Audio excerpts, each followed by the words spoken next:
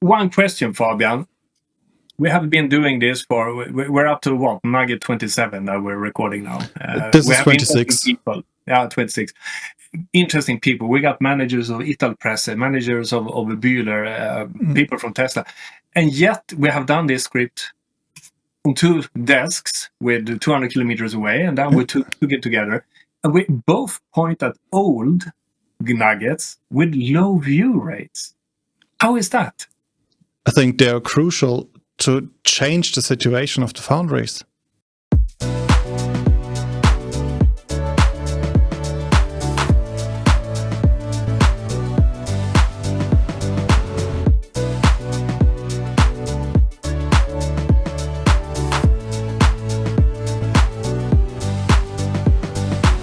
Hello and welcome of yet another episode of the Goldcasting Podcast. Today, again, it's just Staffan and me, and we recording an episode where we want to join you on a journey through our content, as after that episode, we will start our summer break as you do it, and we want to give you the episodes to take with you on your vacation. So, Staffan, are all episodes that we recorded equally? Oh, it's a difficult question. It is like when you have children, you're supposed to love them equally much. But as all parents know, there are times when you have a favorite. So I'm kind of guessing this is our way to pick out our favorites and try to explain to the audience why they are our favorites. But before going into this, thank you for your support, guys. Fabian is going to run some statistics, but the handshakes at the Eurogas, the emails, the comments of the episodes, this is really great stuff, and we appreciate this highly. Even if you are negative and think that, come on guys, get your act together, we love it. So keep it up, and especially if you have a subject you're thinking about, give us a call, make a comment, text us, send an email. It's a casting community, it's a small tribe, it's a small town. Reach out. Anyway, so going to the hard facts, Fabian, how did we go? I mean, we started off as a hobby project, and nowadays we're something else, I think. So could you please run us through the statistics of the podcast? Sure, especially when you consider we had an idea when I was driving you to the airport and where we are now, and I could never have imagined that. Up to now, we have 36,000 clicks, listening, views on all our platforms. And with that views, we generate over 80,000 impressions each month. So 80,000 people see something from our content. And especially with such a niche content, that's amazing. Thank you also from my side for being that active and really building up that community that it's worth pushing out all this content. It's an amazing journey that we had after that 1 year. And that's the thing that's really amazing. Now, that's the first year. Staffan, what will be the second year? Yeah, it's very hard to give a detailed plan, like a German plan. But we have a few takeaways that we have understood from our discussions making this pod. And one thing is that nowadays with this platform, we are attracting very interesting people that want to accept to be interviewed. And I think this is a great thing to have those interesting people lined up for interesting discussions that I hope will give you a lot. And you, Fabian, do you have something you see in the future for the pod? Yeah, I think with the pod and it's growing, there's so much content that we already put out and going to put out that you can learn from. Just by listening in and applying it to your foundry or to your product portfolio. And I think next year we will start see the first results from that. Probably. One thing that is, however, a little bit like happening, the drama that's happening out there, I'm thinking about two things. First of all, we see all the Chinese investments in European soil. This is going to be extremely interesting to follow. It follows also in the traces of the CBAM.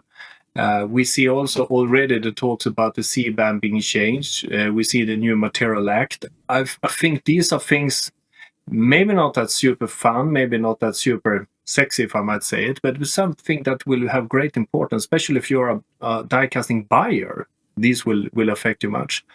But then it is also the favorite topic, the source of the gossip, the energy in the balance, the giga castings. I mean, what will happen? We see plus 100 contracts for big machines. We see a very few being up there running a decent production. We will keep an eye on this. We will listen in for you guys, and we will try to report as much as we can, and especially put some interesting people that know something about this in the chair to be interviewed. That's what I'm thinking for the year to come. So stay tuned. Follow us. That sounds like an amazing agenda. But I think now's the time to look back. What have we published? And as in your introduction, not all the children are equal. What's your favorite, Staffan? It is. This is strange and this is boring, but I'm a strange, boring guy from Sweden. It is about the gold nugget number 13. Do you have the right captains? It has an astonishing 33 views. And it's been out there for half a year.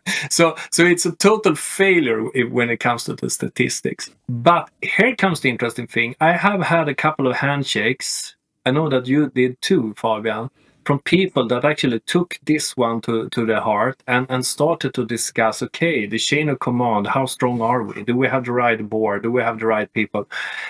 Not super big companies, but sizable. And because if you look at it, what do they get now? They get PowerPoints. If they're not the old bean counter, because then they get an Excel file. Yeah. How should you actually feel the soft things around an Excel file? Then it's too late. Exactly. When you see an Excel file, it's too late. And also, if you're not within the industry, you're just meeting once every quarter, have a discussion, see some PowerPoints, people presenting you some polished results or whatever. How do you get a real truth view in the future? You're just jumping from quarter to quarter, and you don't have an overall picture. I mean, I've been there, as a CEO, 10 years of my life, and when you have the board of directors, these were listed companies. I mean, you didn't really say anything that was too critical or worrying, right? Exactly, because at the end, you want to have your compensation, you want to keep your job, and you don't worry them too much. Yeah, maybe a little bit spoiler alert. I was actually fired from one of them, so sometimes it happens. So truth is one thing that is lost here, but we just bypassed the thing. Reactive or active. If you read the PowerPoints, if you read the quarterly reports, if you steer the company by looking at the achievement of the last 3 months, you get terribly reactive. So when the crisis comes, you have in worst case lost a half year. Yeah, that's what I wanted to point out. You're not just reactive, you're also reactive with a long time delay. I was very happy to hear that it actually made that of an impression. And now it's been half year.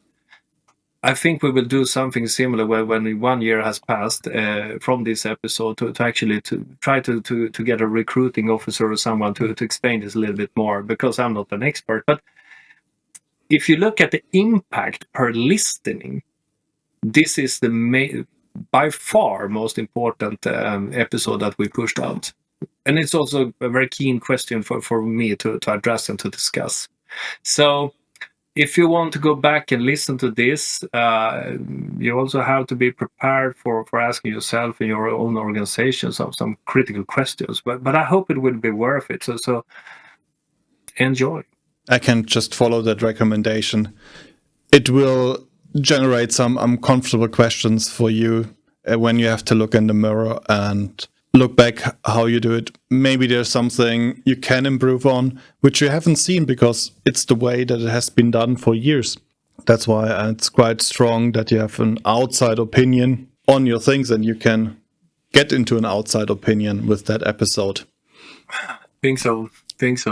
And I'm speaking about my second episode of choice would be the old newcomer about Tesla with Mr. Pranay Verma. And it's actually the Gold Nugget 11.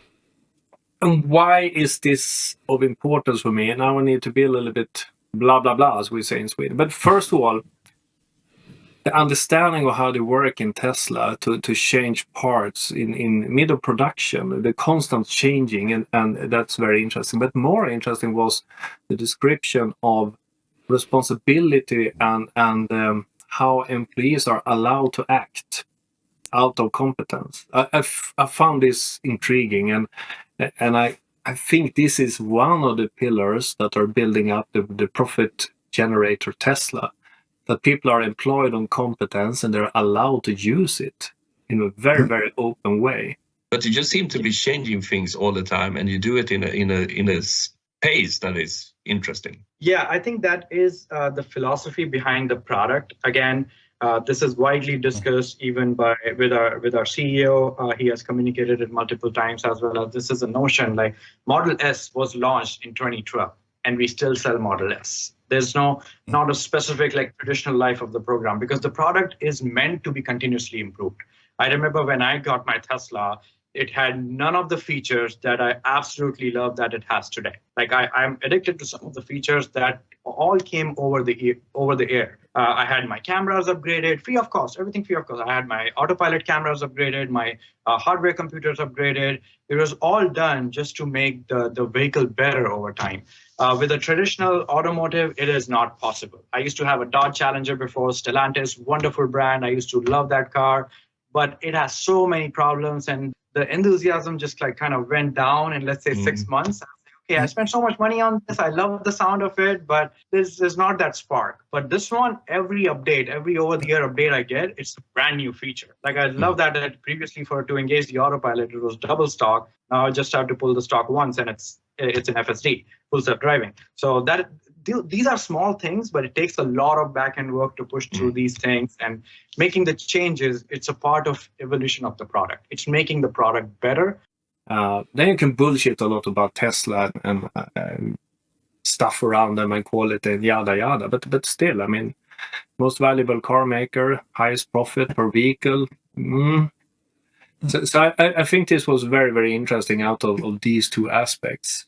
And then on a personal note, that was the first nugget that really took off. I think it surpassed 200 views very, very quickly. It took like just a couple of weeks. And imagining that all in all, it has been like 200 hours of listening on one episode from this podcast is thrilling for me, actually. And also very proud that Mr. Verma accepted to be interviewed by us. So that is definitely my I would say maybe number one, number two, but it's up there. Yeah, that was a great episode, especially their approach, how they have their whole supplier system built up, that change is the only constant. It's not taking you 7 years to change something. No, if there's a better solution, you change it tomorrow. And I think that really gets you forward. And he told about several foundries doing that and implementing that.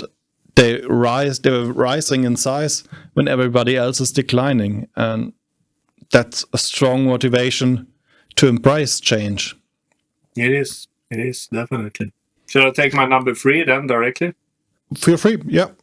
Which is an episode that I think has been overlooked by many people, especially when I know that your key elements and key takeaways from this podcast is new markets, marketing, and getting new customers, Fabian. And we had an episode called Inside the Purchaser's Head with Gunnar Wallin, former purchasing manager at Ericsson. And it has surprisingly bad numbers. Because what I'm saying is that if you're looking for new businesses and on a top level, and then on the second level, if you would like to understand how is actually a purchaser thinking about his suppliers and what does he appreciate, and the easy things that he gives away, like make a phone call. You don't need to have a problem. Make a phone call, build a relationship, because when you have a problem, you need that relationship. And I mean, every now and then, I mean, you run into problems. But be open about that with early warning, saying that we have a delay. This is the reasons. This is what we are doing to try to mitigate it and to catch back. But we need some help from you. We need maybe a guy from you helping us. We need another spin at the DPR or whatever. I mean, but be open. Don't try to hide things, because the worst thing as a buyer is surprises. And surprises usually is a decommit.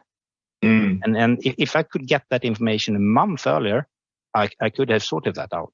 But if I get it the day before, or sometimes I've seen actually then I get it the day after.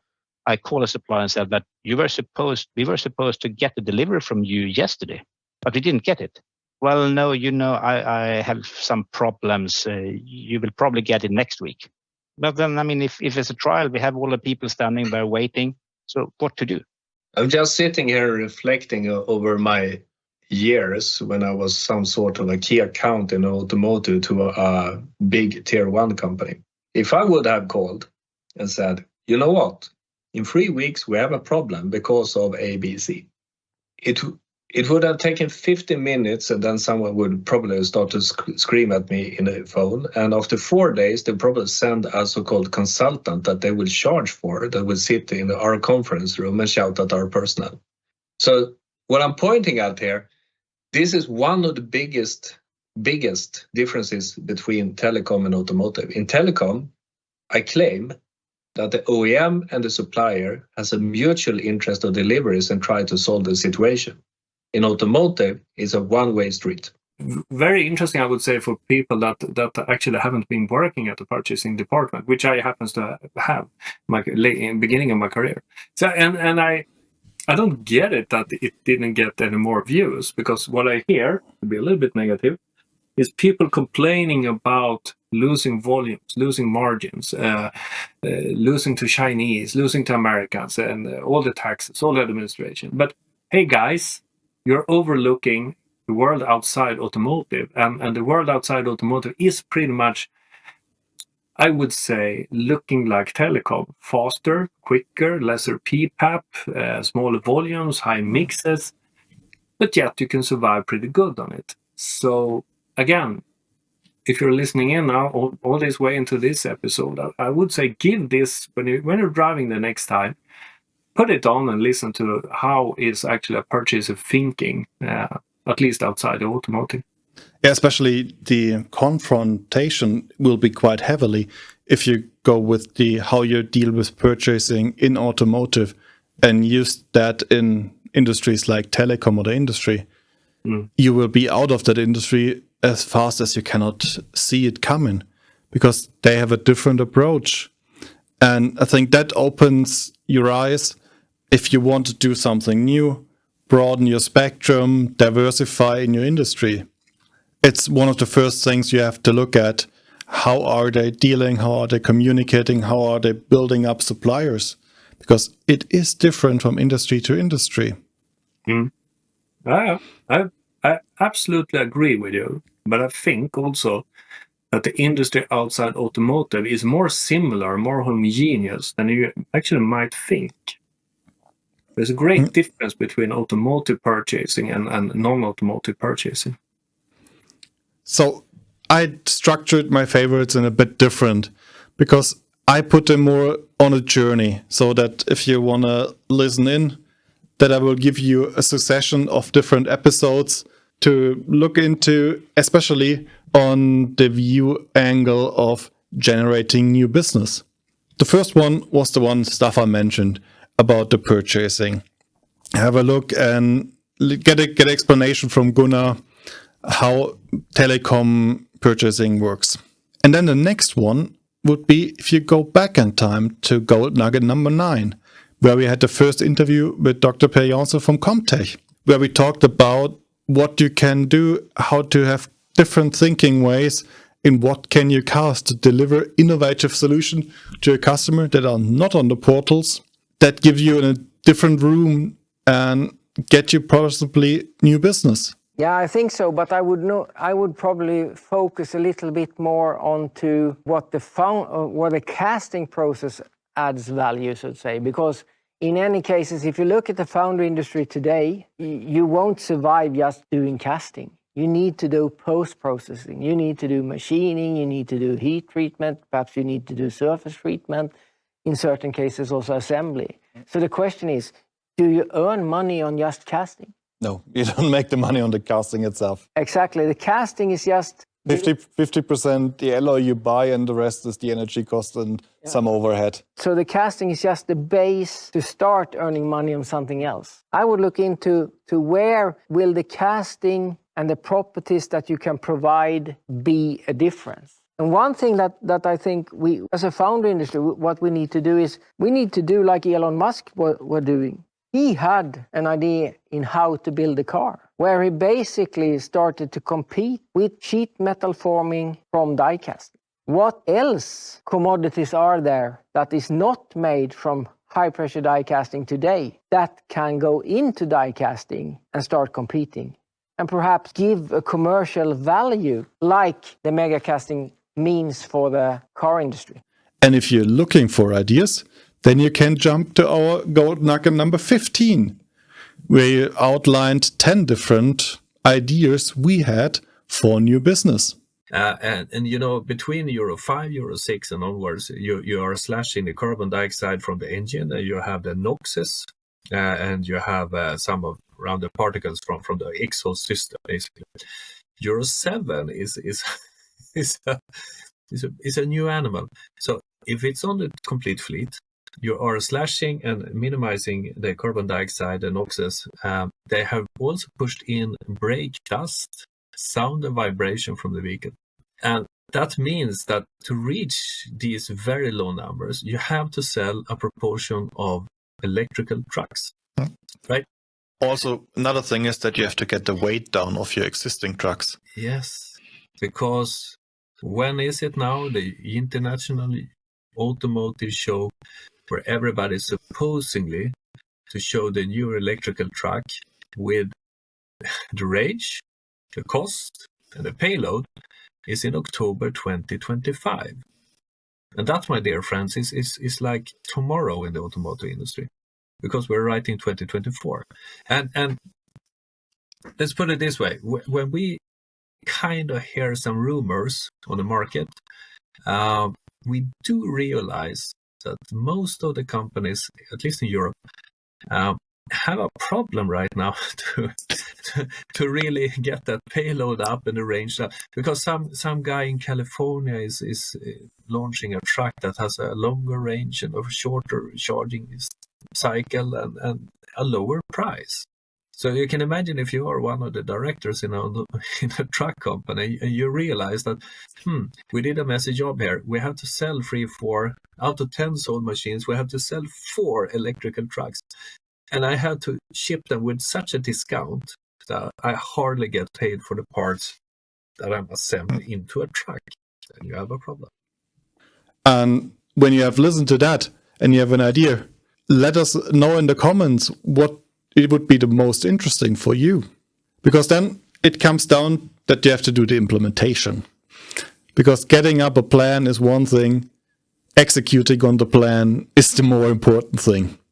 I must get in here to make a quote. Sales is so damn easy when you talk to sales guys at the bar desk.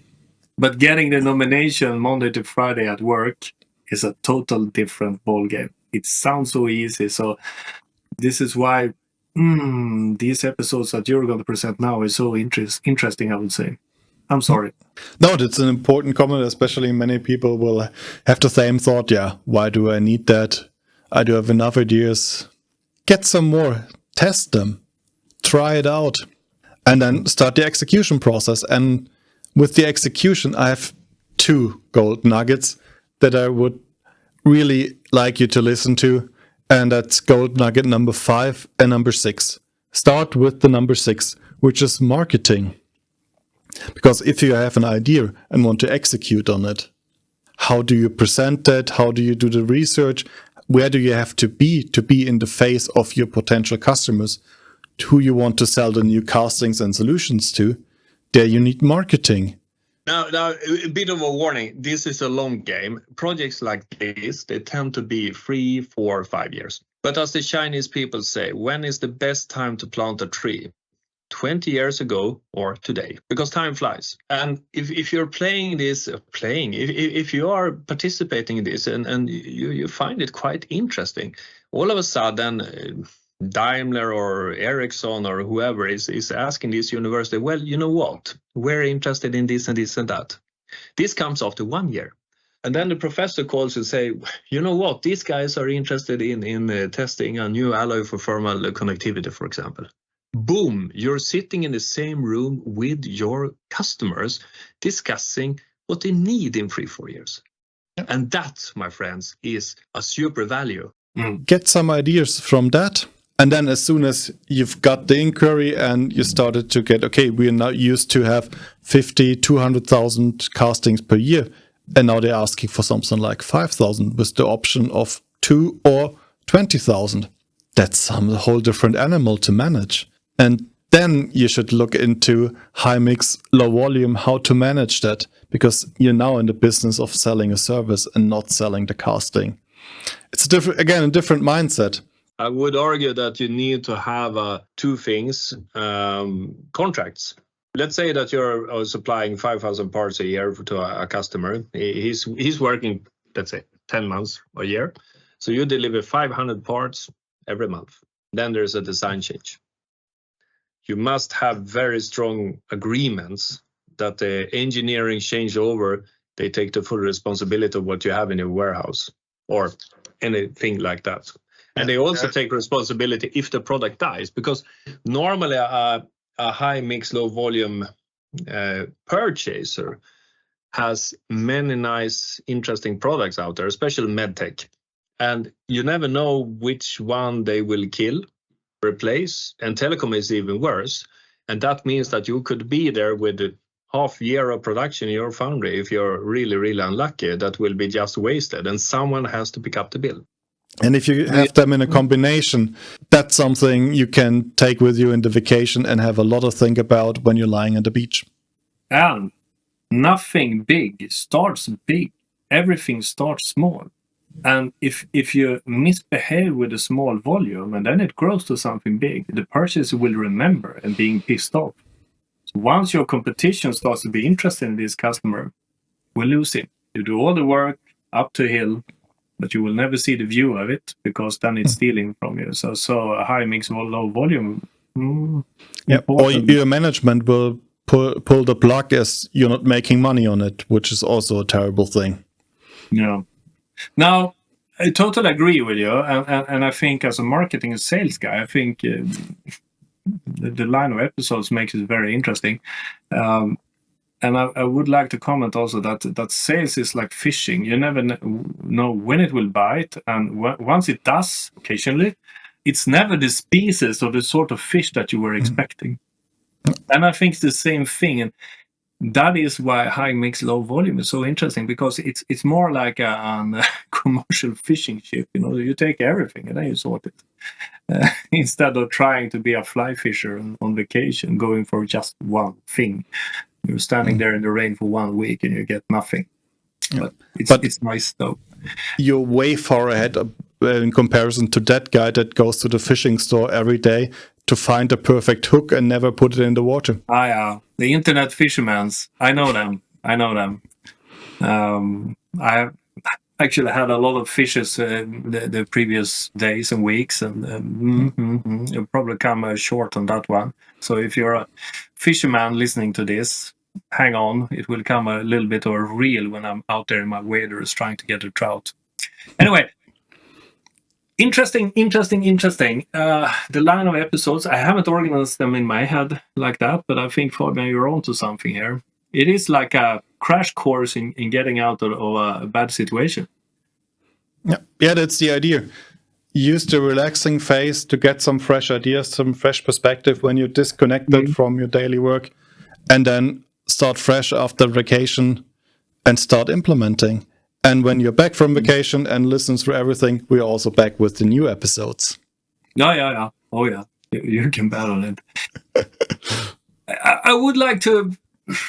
Now we have spoken about episodes. I need to speak about people. I talked about Mr. Verma. He's a great guy. But being Swedish, you have to fight for the Swedes. being a small country. And I would like to give the hint to guys who think about the future to listen into Gold Nugget number 20, the aluminum industry with Linge. Linge is a Swedish gentleman. He's 60 plus something. I have known Linge since 1997, so we go a long way. But that's not of interest here. The interesting thing is that Linge is one of those, let's call him a lobbyist, because he's the chairman of the Swedish Foundry Association, and that is pretty big. We might not have many casters, but we have a great deal of extrusion companies and aluminum producers, not to mention that, to forget to mention it. And he is sitting in the center of the dialogue around CBAM and other things in the European community. And it's not the best sound, it's not the best picture, it's not super sexy or dramatic big castings, but listen in 10 minutes 1 second into the episode. I mean, basically it's a good proposal, and it's a good tool to prevent CO2 emitted aluminium into Europe, because you put a tax actually on how much CO2 you pollute the air with. And mostly this has been driven by European aluminium, but basically it's a good program. The problem with CBAM, and it means actually that you have to pay a separate special tax for the CO2 emission that you have on the material produced outside EU coming into EU. The problem with the CBAM is actually that a lot of materials is flying under the radar, if you may express it that way, because it's kind of squarish. The tool is not really taking care of every part of the aluminium value chain, which means that you can import windows for aluminium windows and you don't have the tax because that's a product. But you put taxes on the extrusion. Is it the same for castings as well for extrusions, or is a casting part like a window? I don't have the proper answer to that, but I guess it would be. We have checked it. A casting is subjected to CBAM, yes. Yeah. And the question we stumble across pretty directly is that, if you're then shipping a lot of components from, let's say, India, China, Vietnam, if you do something with them, where do you find a border between a component and an assembly? Yeah, and we have the similar problem, which I tried to describe. So there is a danger in this, that to avoid these taxes on the CO2, you can actually move the production of, for example, the windows outside EU. And then you have solved the problem. I'm positive about that this will be adjusted. It was in October you have to start a report, and it's not fully implemented until 2026. I think there will be adjustments along the way. What do you mean with adjustments? I mean that take care of the sneak holes that you will find. That's my personal guess, and that's also when I have discussion with my colleagues in the European Aluminium Association, that CBAM is good, but it needs to be twisted to make it better and better. And I think that will happen. What we see is also there's a lot of ignorance about it, that people, probably it will be pushed down the road. Usually EU regulations will be pushed in later years. How do you see that? It's hard to say.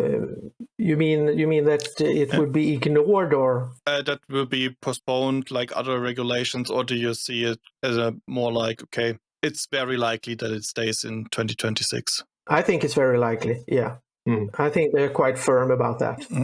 So this basically gives the industry, from a point now, less than 22 months to reevaluate their supply chain, because from the 1st January on, it costs money to import components or castings. Yeah. But I mean, basically, as I said in the beginning, I think it's a good tool to actually prevent CO2 emitted aluminium into Europe. And it pushes the importers actually to be more careful. We see it the same way, that it's a huge opportunity if you're acting quick to bring back business into the EU. Absolutely. And where he explains that the CBAM is not static, it's something that moves. Because the reaction among many people is that, the CBAM is just bullshit, because then you put in 2 bolts and a copper cable, and then you have an assembly, and then you don't pay CBAM. Yeah, absolutely correct. But for how long? and how is this evolving? And this episode gives great perspective in a very calm and nice way. If you want to learn about CBAM, understand it a little bit deeper, and also get some food for thoughts, how you, in your purchasing or your selling, should orientate yourself around the CBAM, then you really should listen in. And again, I chose a minute there, 10:01, that I think is interesting. We can listen to that. And then again, we will revert back to this maybe in a half year, 9 months from now, because the CBAM is changing. Yes, I said it 4 times, but there's something more. It comes with high probability, it will come a Materials Act by the European Community. And that will probably imply in a more positive way to people who want to start to produce, for example, aluminum in Europe. So this is a slow-moving thing, but it has dramatic effects on our industry. And I think people are wise if they position themselves or decide who inside the organization has the responsibility of following this. Not 40 hours a week, but 1 hour a week or 2. Not be surprised when things starts to hit the fan. Yeah, you probably need to spend something like once 40 hours to be up to speed, and then follow up once every week. Maintain your knowledge. And the good thing is, if your boss is a little bit cheap and you want to go to this fancy conference in, I don't know, Luxembourg or Switzerland, some expensive place, you should actually know that the interesting thing around CBAM, these are governmental things, and governmental things by law are very well described on the internet. So just printing out the CBAM protocol, it's 94 pages, but 11 of them are highly interesting to read about classifications and how it works and blah, blah, blah. So I would like to make another comment as well.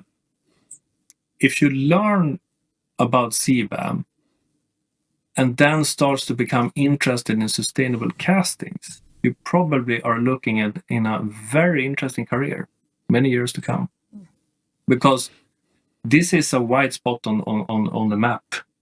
I just know it. I hear so many strange things from big car makers down to small foundries, but I also hear small foundries making exactly the right thing, being able to produce sustainable castings from India, for example. I mean, they will be in position number 1 once people start to pay the CBAM tax in January 2026. And my goodness, it's 16 months left. Take that in, 16 months in die casting industry. That is a blink of a pig, as we say. That's tomorrow in the industry. Yeah. It is. What is it? The time it takes to build 3 tools in Sweden. Yeah. Yeah, just around the corner, and especially when we're talking about white spots, you can fill them with new castings and get them into your foundry if you do your things right. So we now have the full circle on our favorite episodes. Yeah. But please don't listen just them. You can listen to all the others as well. There are so many different aspects around our industry that contain so much information, and you can apply them right now, tomorrow, in your foundry, in your product portfolio, and you will level that up. So now we have been talking about our favorites. We have a few. It was hard to select. But on top of all our favorites are you, dear listeners. So if I were to be asked the single question, I have to choose one episode, I would say like one of the television guys in Sweden. He's also a famous hunter. And someone asked him in an interview, okay, which is the best hunt you know? And then he said, the one just to start. So what do I mean with this? I mean, the best episode, guys, is the one that you will call us, write, do something, so we know that this is what you want to hear. That will be the best episode for the next year. So come on, guys. Thank you for your support. Looking forward to meet you and hearing your comments. And I wish you a really great vacation, a really great summer. And then September comes around, October, we roll up our sleeves and then we're back on it again. So thank you very much. That's a great ending. We will be back exactly on the 5th of September. And until then, tell your colleagues, tell your friends about the podcast, have them listen in, and then we see us in September. Don't forget to subscribe. Goodbye. Thank you. Bye.